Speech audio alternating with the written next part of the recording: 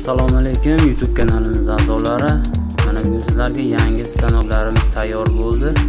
Shular haqida qisqacha video qildik. Hop. Bundan tashqari menda nejaverka qozonlari, gel, shampun, antifriz tayyorlash uchun qozonlar ham tayyorlab beramiz. Qozonlarimiz o'sha 500 kilodan 1 tonnagacha, undan tashqari kichkinalari ham bor. Xohlaganlar uchun maydalarni ham tayyorlab beramiz. Demak, sovun stanoklarimiz 3 fazalisi ham bor, 220 voltlisi ham bor. Endi bular haqida qisqacha gapirib o'tadigan bo'lsak, sovun stanoklarimiz o'zi asosan 220 voltga ishlaydi. 380 voltga ham ishlaydiganlari bor. Motorlari 5,5 kilovatli, reska, stul, pechat va ikkita qolip 200 grammli va 250 grammli qoliplar qo'shib beriladi.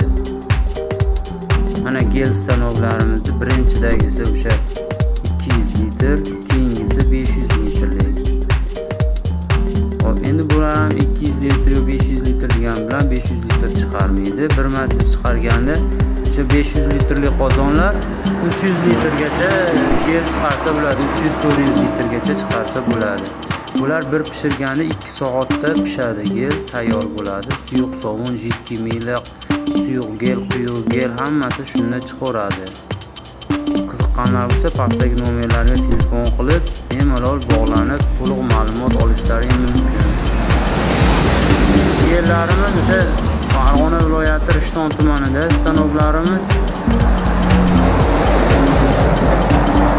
Kelib ko'rib, bemalol tanlab olishlari mumkin.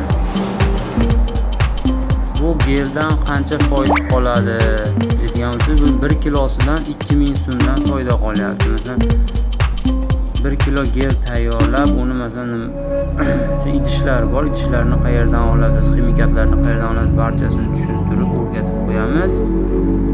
Bemalol olib tayyorlab sotsangiz bo'ladi.